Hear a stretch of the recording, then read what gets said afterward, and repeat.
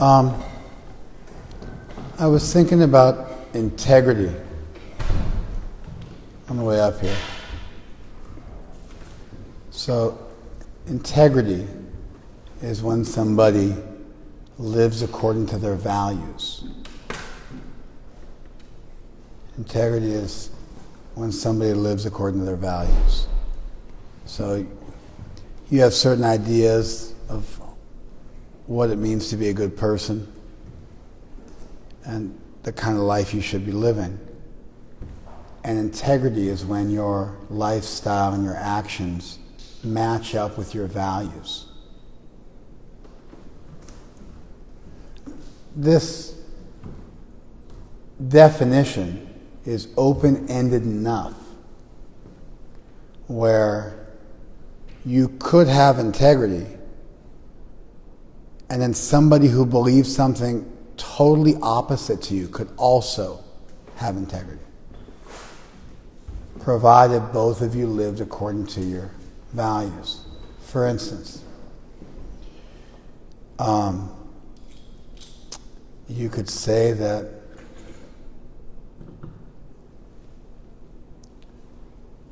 a jihadist has integrity if he truly believes that the right thing to do is to commit a terrorist act.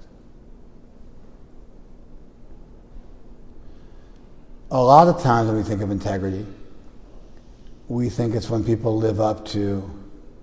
first of all, I think people don't even understand the word integrity. They confuse it with honesty or something like that. Honor. And I think all these words are interrelated. But if you really want to get into it, integrity is from integer, like a whole number, not a fractionated number. It's a whole number because you're whole, you have integrity, and therefore there's synergy and there's congruence between the way you act and what you believe. People with integrity behave behind closed doors the same way they behave when the doors aren't closed. You follow? They live a life that's in accord with their conception of virtue. Does that make sense?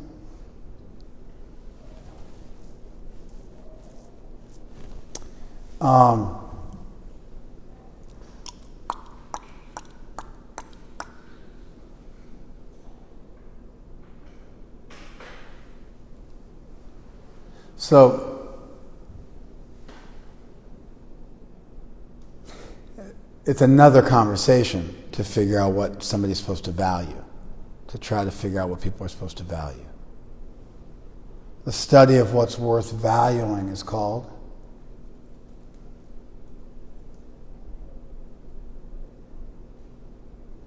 the systematic study of what should be valued. Yeah. Ethics is a big part of it. It's not the whole study. Ethics is half of it, more than half. Ethics is what is right. Yeah? Aesthetics is what is beautiful. Ethics, what is right, what should be done. Keep in mind whenever you make an ethical statement, a statement that you should do this, you should do that, then that statement that you should do this is a metaphysical statement because the objective world never tells us what we should do. This is called Hume's guillotine. I don't want to get into it too much. It's a little bit off topic.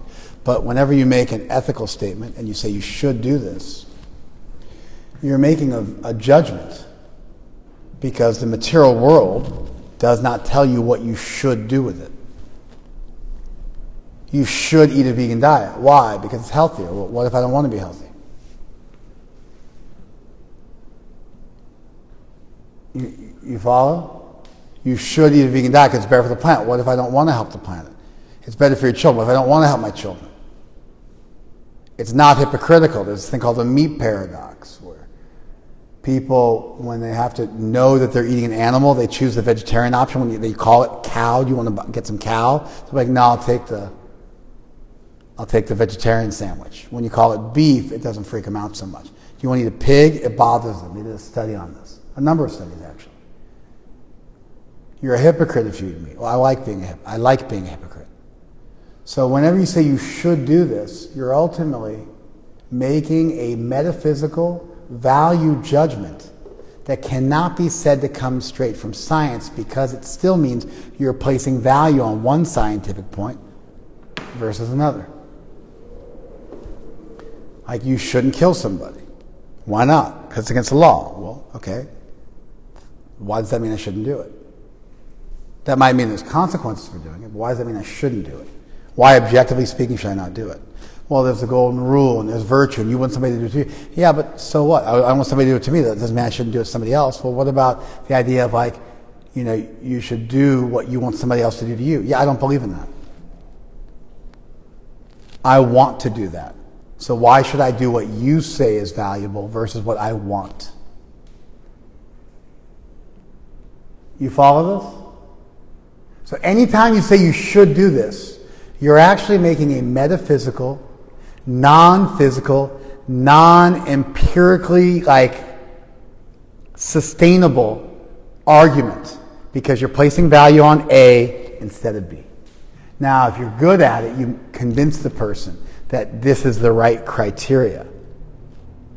This is the right criterion to make that judgment. Pay attention. This is the right criterion to make a judgment.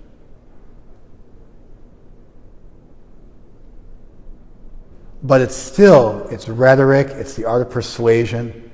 There's no 2 + 2 = 4. It's not like that when you say you should do this. Did you guys all follow that? It's an interesting point, isn't it? You paying attention? Yeah. You weren't. It did space out for a second. Yeah. You trust me. If you space out, guess what's going to happen? I'm not going to be able to follow. That's right. That's right. I'm sure of it. I have no doubt about it. If you already knew what I was talking about, then you could space out, because you already knew it. But none of you already know this, therefore you can't space out. This becomes the is-ought dilemma. What is does not lead you to what you ought to do or what ought to be. That move from what is, that's science, that's empiricism, that's something which is materially demonstrable. But now if you want to move to what ought to be, that's called the is-ought dilemma. Also known as the fact-value dilemma. The fact-value dilemma is a slightly broader modern-day interpretation because it includes value, and value includes what's beautiful. Ethics is what ought to be, what is good, what is right.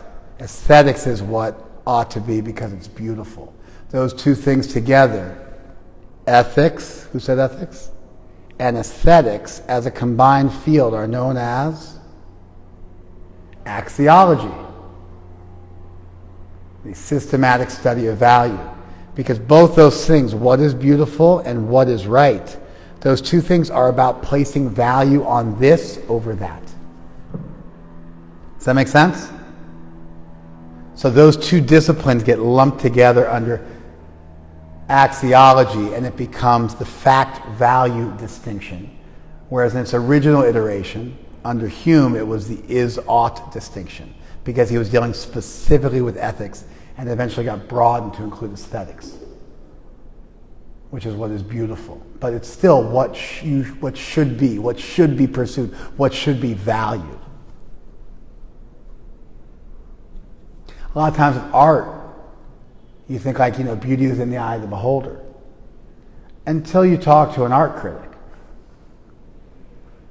I watched an art critic do a takedown on George W. Bush's paintings.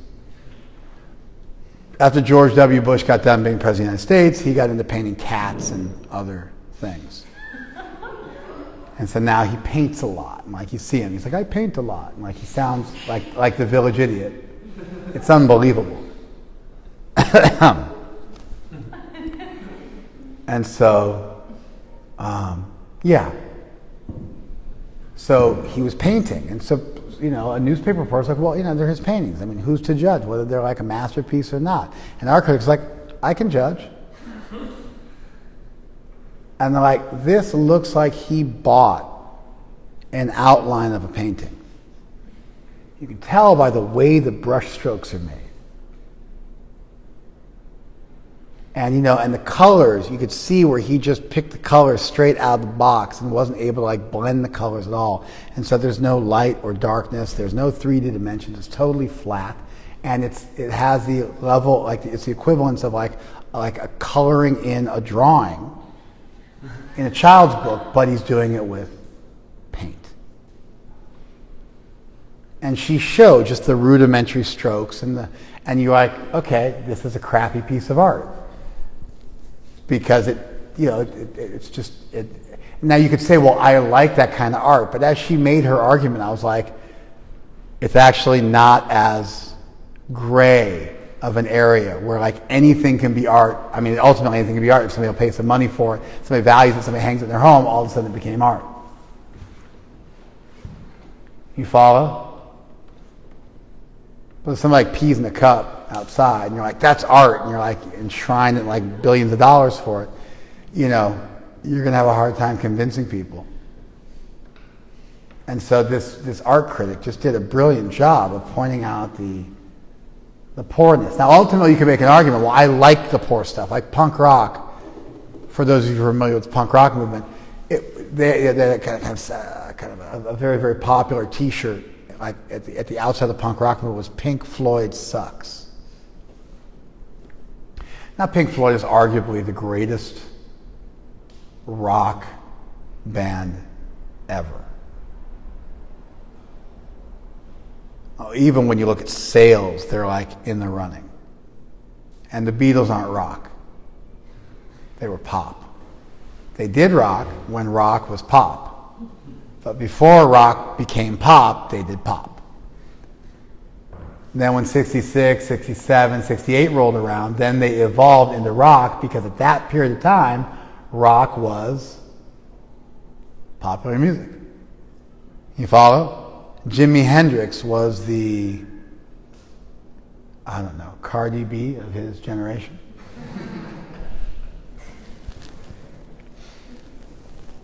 His music was popular. It was on top of the pops. Anyway,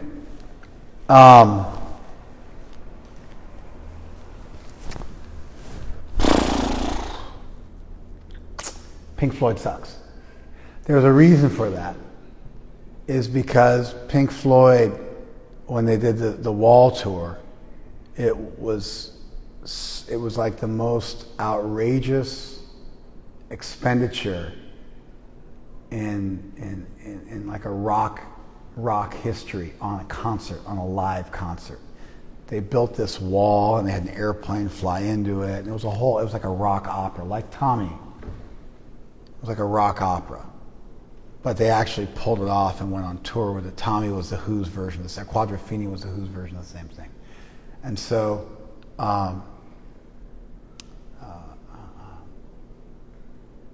yeah. So the people who were in the punk movement, they were like, everything got too staged and too perfect and too slick. And everybody got just too good at their instruments, and they were like, the rawness of it was gone. You follow? And so it was a thing in punk rock music where you wouldn't practice on purpose, and you would just play, because it wasn't really about the music being so fantastic. It was actually almost like a spoken word, but with musical instruments. You break your instruments and you scream and yell, and eventually they learned how to play, and they started playing very, very fast, and they had it evolved. But initially, you weren't going to see a punk show because you thought the music was fantastic. It was because you were participating in a revolution. which rock and roll was back in the day. But then it became the man. I realize that's a bit misandrist to say it became the man. I don't want to offend any of the men in our audience.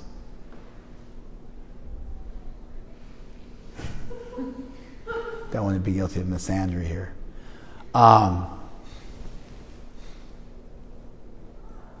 And so it became the establishment. It became what was originally a rebellion became the establishment, like the original communists eventually became the government. You follow? This is what happens. Yesterday's freedom fighters become today's fat cats.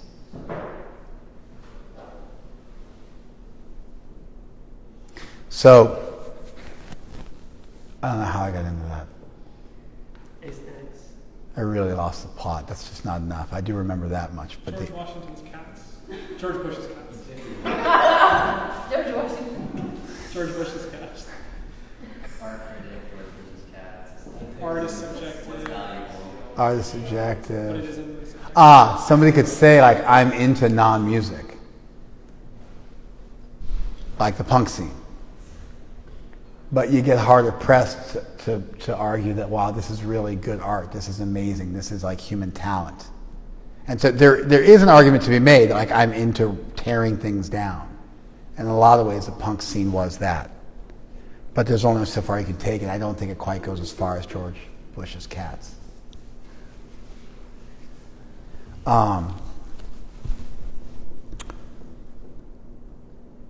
Okay.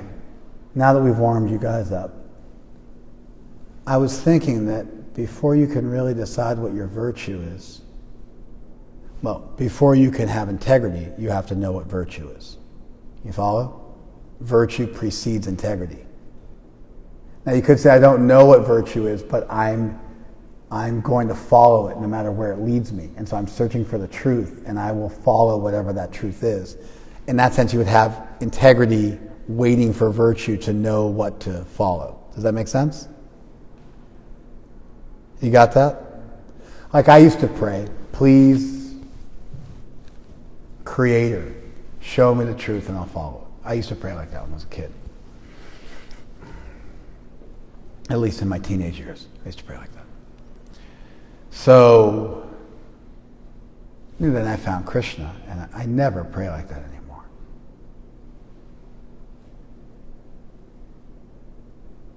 I never pray like that anymore. Ian, Alex, and Linda, I'd love to see you guys again. If that's not happening, I'll accept it, but please don't think that your presence doesn't mean something to me.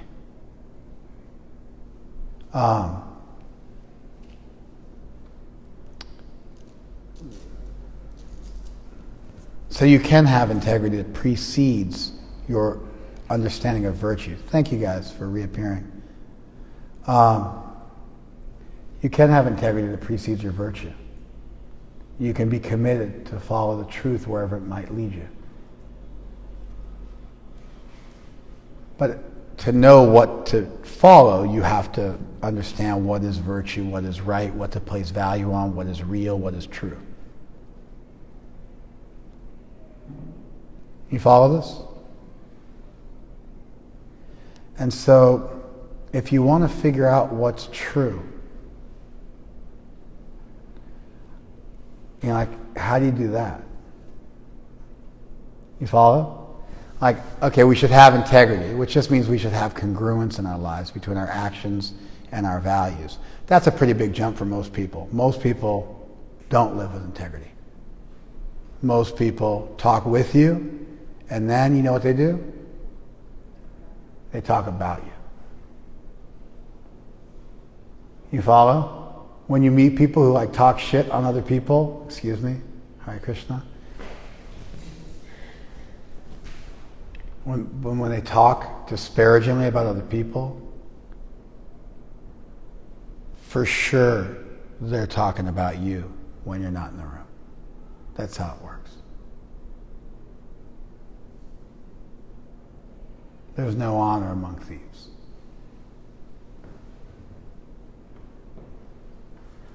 Best thing you can do, something I practice in my own life, is I just, whatever I say about people behind their backs, I also say it to their face. And if I'm ever talking about somebody, I go, and I'll say that to them next time I tell them. I'll tell the person I'm talking to. You can tell them I said that too. And you know, sometimes it gets me into a little bit of hot water, but I'd rather deal with a little bit of hot water and people know they can trust me to be straight with them than to be a duplicit person. Duplicity. 2. Simplicity. 1. Prabhupada's guru one time said, Saralata Vaishnavata. Simplicity is Vaishnavism. You're exposed, you're straightforward. That's integrity. It's a type of integrity. This is the point I was going to make. So, there's congruence, there's straightforwardness. That's a big jump for most people, to live in accord with their virtues. Most people can't do that. They live according to their whims. They live according to their passions. They live a life as slaves to their appetites.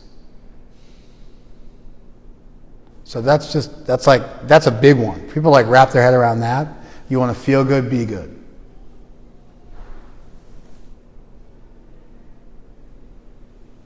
But then to have integrity, you ultimately have to decide what's virtuous, and that's work. It's like, well, I was born into this. Then what if you were born into Nazi Germany? That's not going to convince me. People are born into all sorts of stuff. You got to have a reason for why you believe what you believe. Being born into it's simply not enough.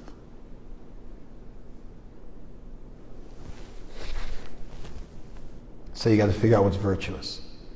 So then it becomes a question, well, how do you figure out what's virtuous? It's a reasonable question. You read, you inquire, you ask different people, you learn how to think critically, blah, blah, blah, blah, blah, blah. I mean, you give an answer like that. It's a reasonable answer. I have a different answer today. Take that journey, A journey of 1,000 steps begins with 1,000 miles begins with a single step. I think that answer works, You don't know what truth is. Expose yourself to different ideas. Learn how to critically think and sort through them. And like Marcus Aurelius said, you have to think objectively. And so you start to look at the world objectively, and you be willing to live with the consequences of what that objective thought leads you to. Do you follow that? It's kind of the core of Stoicism, is to dispassionately look at the world for what it is and have the bravery and the courage to accept it for what it is.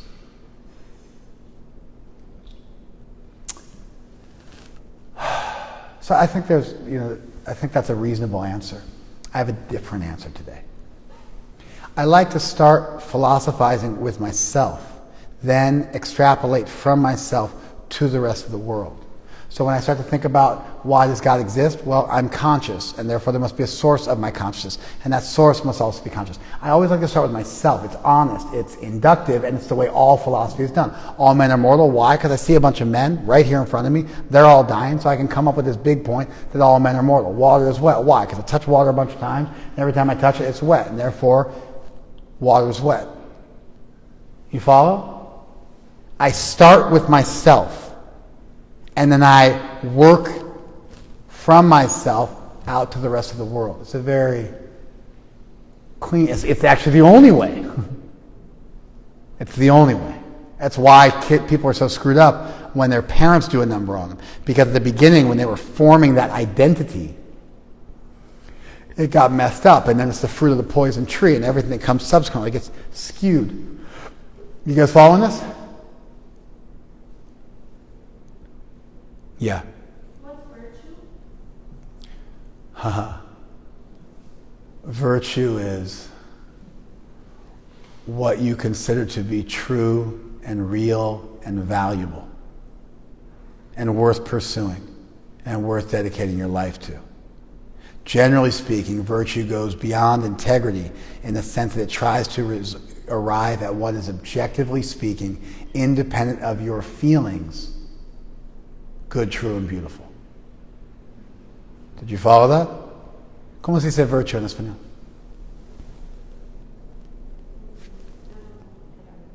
How do you not know? I'm going to take away all your Mexican cards. What's wrong with you people? Huh? What'd she say? Huh? Virtu. Ah, it's like the straight, you have the same word. You don't know the word virtu? You don't know that word? No, not in Spanish. You don't know it in Spanish? You don't know that word in Spanish? I thought it was that. I wasn't sure though. I didn't want to just guess and do a Spanish thing. Like do like a Spanglish. Spanish and then just You're Mexican from Mexico, and you're all what's honest, and you're all honesto.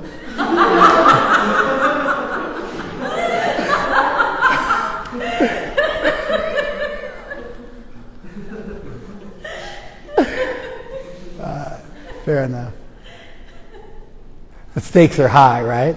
If I pull your Mexican card, you were actually born in Mexico, right? Yeah. You guys weren't born in Mexico, right? You were. You? No. The one person in the audience. Diana, you're born here, right? Yeah. Virtue is what is, objectively speaking, right, true, worth pursuing, good, beautiful. Does that make sense? Virtue in Greece, it's kind of a complicated concept, but virtue ethics in Greece was about cultivating character, like a basic sense of dignity and honesty and honor. And good spiritedness, eudaimonia, and good spiritedness, and then living in accord with that. And so in a virtue-based ethics, you are a good person who is honest, straightforward, who is morally upright, who's not victimized by their passions, who has a fundamental sense of goodness. And then when you encounter a situation, you depend on and anchor yourself to your goodness, and you navigate it. And the way you navigate it, for instance, in a duty-based ethic where you always do the right thing, somebody walks in and goes, "Hey, where's Tukram? I want to kill him." You're like, "Oh, he's right there." And I got shot in the head. And you're like, "I always tell the truth. I did my duty. I told the truth." Then if you have a results-based ethics where you always just do whatever gets you the right result, then you could lie, cheat, and steal for a good cause and not feel any guilt about it whatsoever. And you get into some really troubled waters there as well, when the ends justifies the means. Are you following me? So a way around that is a virtue-based ethics, where you are good and you can determine what is to be done by depending on your virtue and demonstrating that what you've done is in accord with virtue. Does that make sense?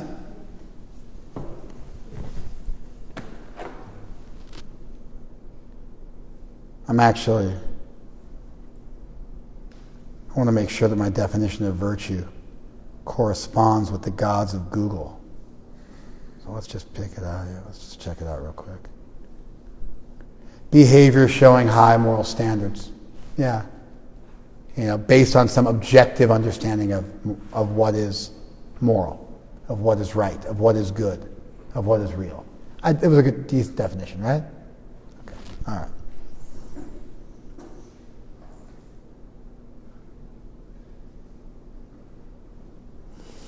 Ooh, you know what?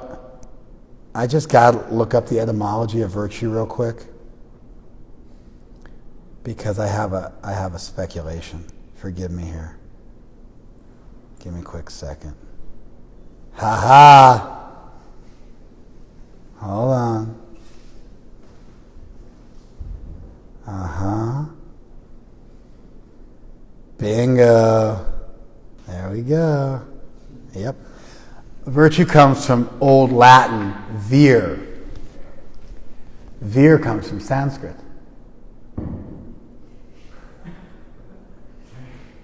You okay? Because vir is also Tamil, which is like... Huh? It's also a Tamil word. It's also in Tamil, yeah. So vir means strength and heroism and virtue. As I was thinking about vir too, I looked it up and I thought, what's the etymology of it? And I saw virtus in Latin. I thought, oh, that must be vir in Sanskrit, but I had to double check it. And so virtue comes from vir in Sanskrit. A warrior is called vir. Heroic. It's where you get the word virile from. That's where the word virile comes from. Anyway, okay. Does that answer your question? I think it's a good answer, right? All right. That's virtue. Back to what I wanted to talk about. I want to live with integrity. That means I want to live according to my values. You follow? Okay. I commit to that. That's a jump for most people. Who does that? Who lives according to their values? Raise your hand.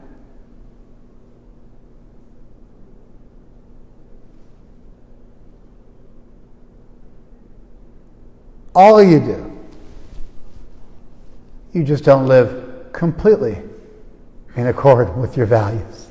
The ones that didn't raise their hand took my question as an absolute. Who lives completely in accord with their values? They didn't raise their hand. People who did raise their hand took a question is like a non-absolute question. Who, to some extent, lives according to their virtues? And they're like, yeah. And life is really an attempt to move from living partially in accord with your virtues to living fully in accord with your virtues. And you know what? When you do the right thing, even when it's hard, even when it's difficult, when you live up to your virtues, you never regret it.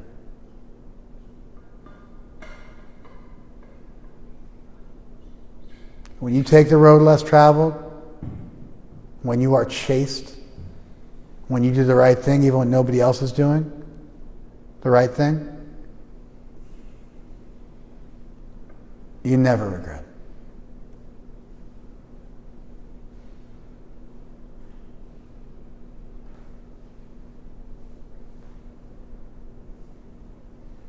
Okay. So, the first thing is realizing I need to live with integrity. But then you're like, well, what's my virtue? What do I believe in? What's my truth? Right? You got it? So then the normal answer would be, learn how to think critically and look at the world and explore and meet people, And I think that's a good answer. But I have a different answer. If you want to understand what is real and what is true, you have to start by being rigorously honest with yourself.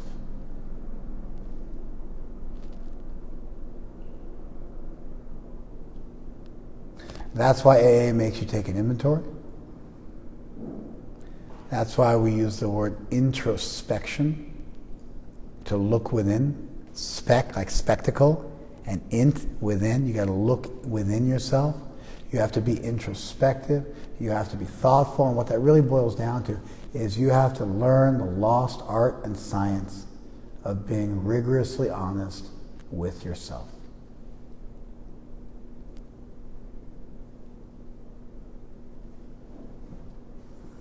%85% of the counseling I do is getting people to drop the facade and be honest with themselves.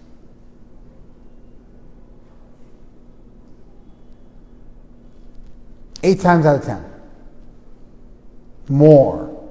The answer of what the person should do becomes crystal clear when they drop the facade, drop their desires, properly put their desires below what is right, and are rigorously honest with themselves. And then usually it's what they don't want to do. That's why they're hiding.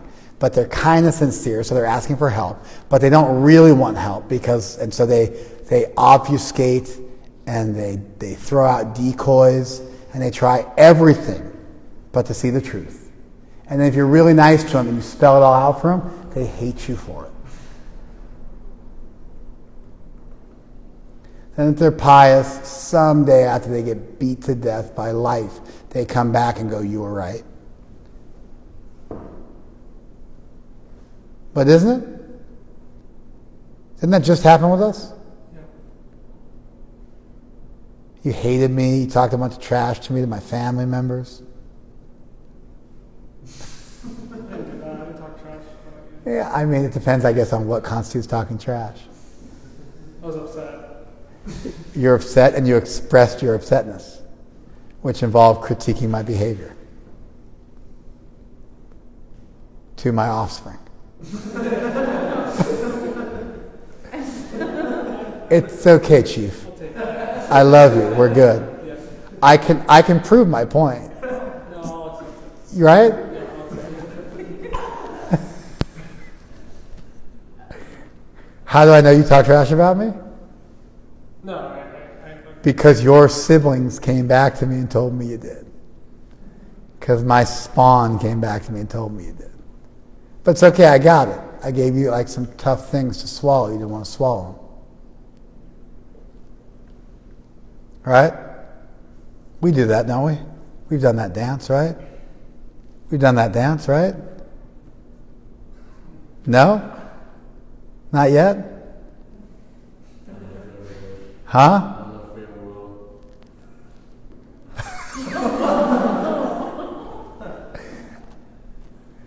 You don't know if I'll ever speak truth to you? No, I mean, you can speak truth to me, but I don't know if I'll ever be so offended that I will. Oh, no, I don't mean that. No, he's special. I mean, we've had some hard conversations, right? Right? I'm talking to you, man. Yeah. Yeah. Right? Yeah, yes, we are. Yay or nay? Yeah. This is like 85% of what I do is get people to admit what's really going on. That they're willing to, it's like the lady doth protesteth too much, methinks, is a line from Shakespeare.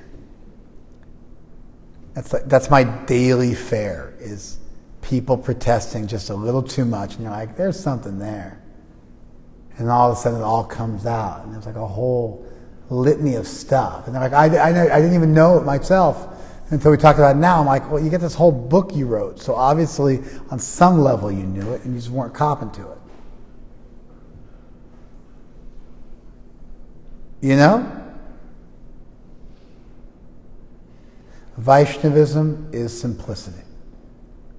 Because if you're honest, and you're guileless, and you speak the truth, and you're introspective, and you're brave and unafraid of what is going to come out, and you expose yourself to the world, then virtue is just right in front of you. We might have to go on a journey to find a conception of God, and to find a religion, and to find a lifestyle and things like that. But if you are addicted to truth, if you seek out truth, Bhaktivinoda Thakur was a Bengali Vaishnava, my guru's guru's guru's guru's guru. He spoke in English, and he wrote in English, but he also wrote in Bengali. And he used to talk about the Saragrahi Vaishnav. Saragrahi Vaishnav. Sar means essence. Grahi means grasper. The essence seeker. The truth seeker. The one who sought the essence of all things. That quality of rigorous honesty solves all problems.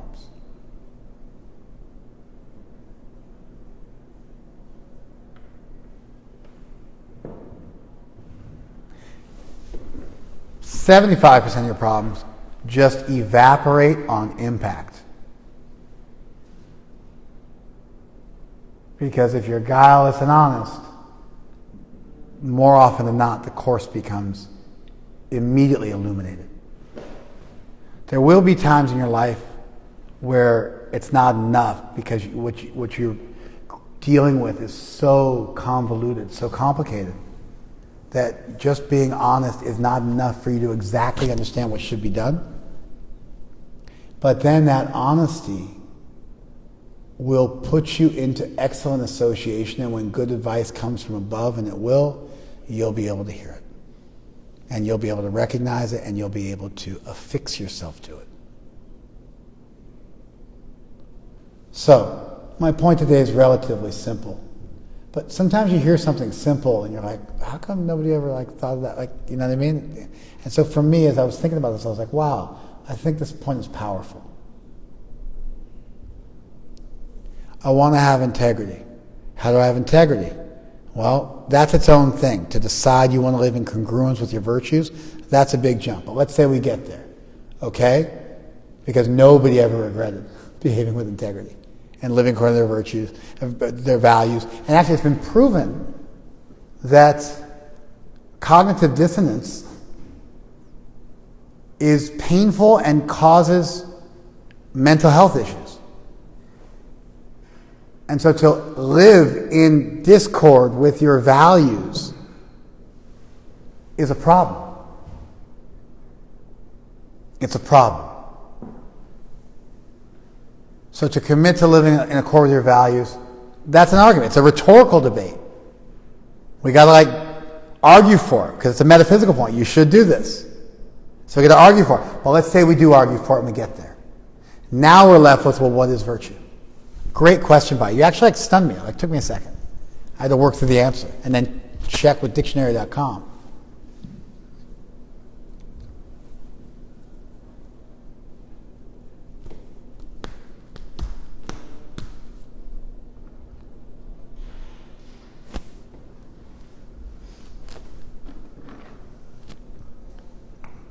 Forgive me. Let's check on one more thing. I'm not checking my email or something like that.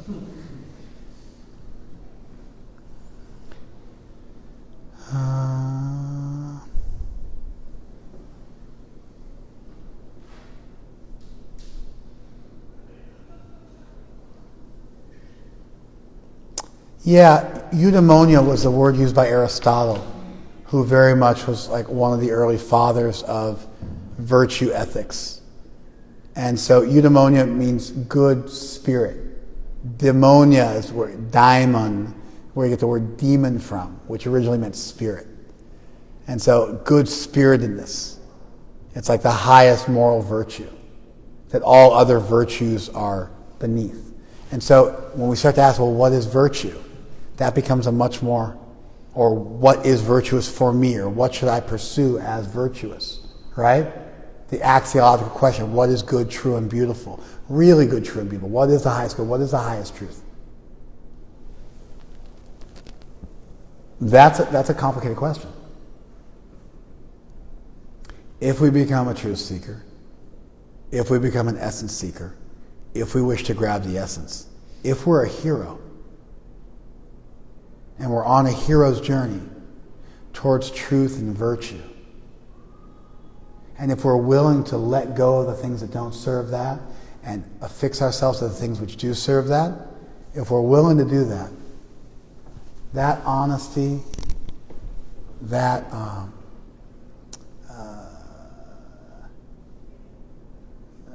introspection, that depth will get you everywhere you need to go. It'll attract Krishna's mercy.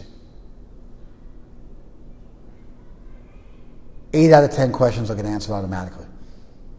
We don't want the answer. Therefore, we fight it.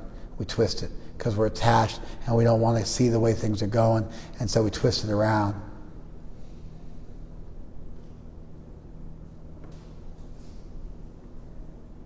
All that bobblehead stuff, I wasn't nodding at them. I was trying to nod at you, but I had to make eye contact for you to get it. I was trying to show you my peripheral vision was good. I didn't think we needed a magic moment. I thought you were nodding at me. I wasn't. I was like this, and I was like, now I look like an idiot, and I'm like, and I glared at you, and then you figured it out. Okay.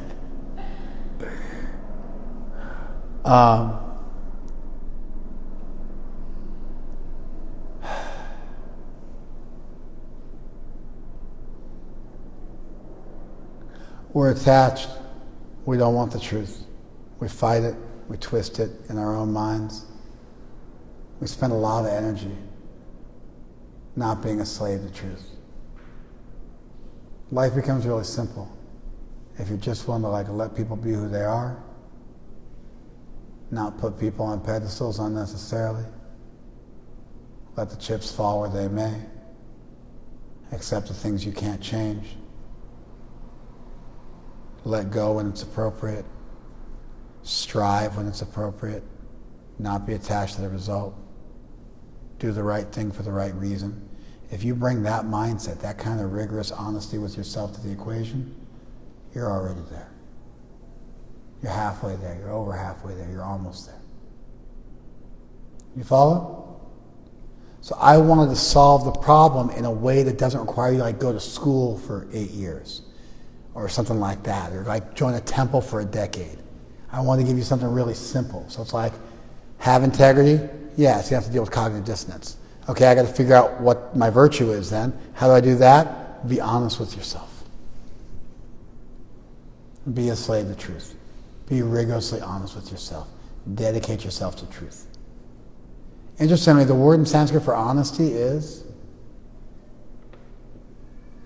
satya, to be truthful. Satya comes from sat. Sat means good, true, beautiful, real, and existent. That's what the word means in Sanskrit. And so in the same way, that I'm saying that this honesty and this addiction to truth and this attachment to truth is all you need to see you through, that's actually the word for truth in Sanskrit, is sat, which means existent, which means real. You follow? Another word for truth in Sanskrit is tattva. It's the same idea. Tat means that. So something, and tva means ness. Thatness. So something which has thatness, which has the quality of existing and being that, being something which is real, then that's called tattva, or truth. Panchatattva. Satya means honest. But satya isn't just honest. It means, because the word satya comes from sat, and so satya doesn't just mean honesty, it means existent, real, good, true, beautiful, eternal. It has all those meanings. And so in the same way that eudaimonia is the highest of all virtues, if you look at the etymology of what is honesty in Sanskrit, it's satya. It's to be real, to be true, to be beautiful, to be good, to be eternal, to be existent. Sat ultimately means existent. It's to have real, substantial existence. Anyway, that's it. I'm almost done. So I accept that I want to have integrity. I got to find virtue. And the first thing I need to do is find integrity in myself by being honest with myself. If I want to have integrity with my body in the way I act, I need to have integrity with myself in the way I think. And that starts with just being totally honest with yourself and with other people. And for that person, truth and beauty and upliftment are just right there. You can almost reach out and grab it. It's always there. Krishna gives us this, where we don't have to look outside of ourselves. We can actually just be honest with ourselves, have integrity with ourselves and our own thought, and we're almost there.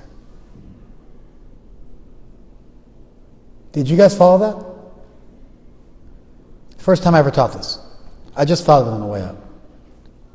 And I read something this morning which I thought was really beautiful and which inspired me so much. Indradyumna Maharaj, my Shiksha Guru, my friend, philosopher, and guide in this lifetime. He had a picture of Prabhupada at the Colosseum in Italy. And I guess somebody found the picture and showed him. He's in the picture with Prabhupada. It's a beautiful picture. It's Prabhupada standing in front of the Colosseum, surrounded by his disciples. And, just like 10 of them, and Indra Swami has to be one of them. And somebody showed him the picture, and he was like ecstatic, because I guess he hadn't seen the picture in a long, long time. Dear Srila Prabhupada, every time I discover a photo of myself in your association many long years ago, my heart skips a beat.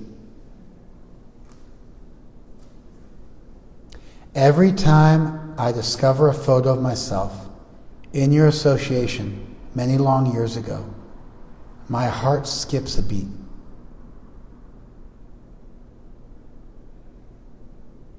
Do you understand what he's saying?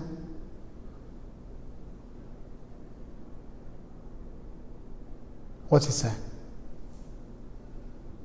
He's saying that when he gets reminded of this time, he feels really connected to that moment, and it makes him feel this pure goodness. That's not what I got from it, but I don't think it's bad. I mean, it's very nicely stated. Do you understand what Prabhupada's, what Indra Swami is saying here? Let me share with you how I read this. Every time I discover a photo of myself with you in your association,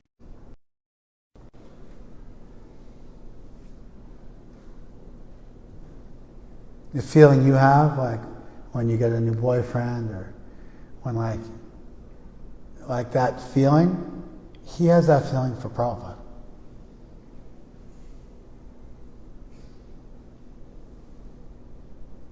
You understand? And this is somebody who spent his entire adult life serving Srila Prabhupada without fall down. He's got 50 plus years at this point. His entire adult life. Such photos are priceless gifts from above. I wouldn't trade them for all the gold in the world. Here I am, standing in your presence at the Colosseum in Rome, Italy in 1974. The fame of that historic site fades away in your majestic presence.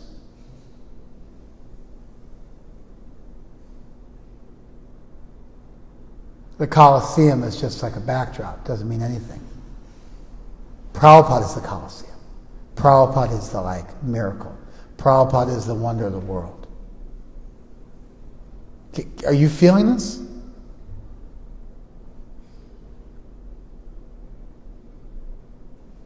I feel you present through my service these days, and I miss you more than words convey, than words can convey.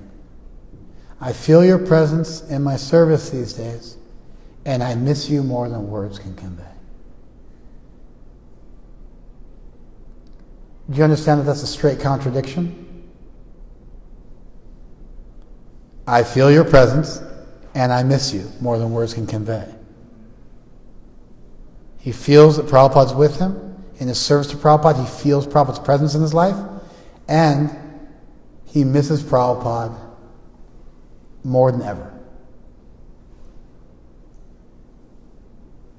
It's a paradox. It seems like a contradiction. It's not. It makes perfect sense if you understand that Indradyumna Maharaj, that Prabhupada is the great love of Indradyumna Maharaj's life. And that he spent 50 years being faithful to that relationship.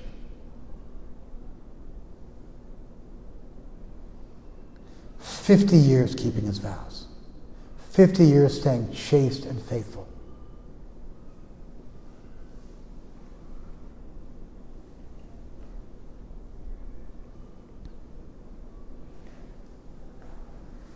Will that day ever come again when I can stand by your side as you pose for a moment in your historic travels? Will that day ever come when I can stand again by your side while you pose during your historic travels? He's saying that his greatest aspiration in life is to take birth again and be Prabhupada's disciple again, so that he can travel with him and serve him again and be a part of Prabhupada's mission. He's saying he doesn't have a desire to go back to the spiritual world. He's saying he just has a desire to continue serving in his mission, which satisfies him so completely. Not even as a leader, as a follower. That's his greatest aspiration. He's a huge leader, tens of thousands of disciples who kill or die for him. But he's longing for those days when he can be Prabhupada's servant, accompanying him as Prabhupada takes center stage.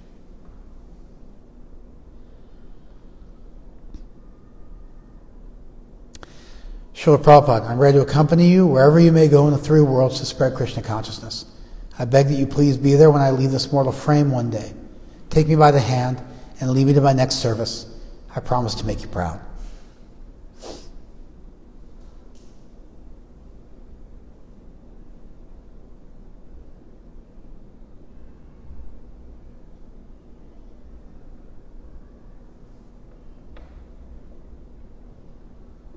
Powerful stuff, right?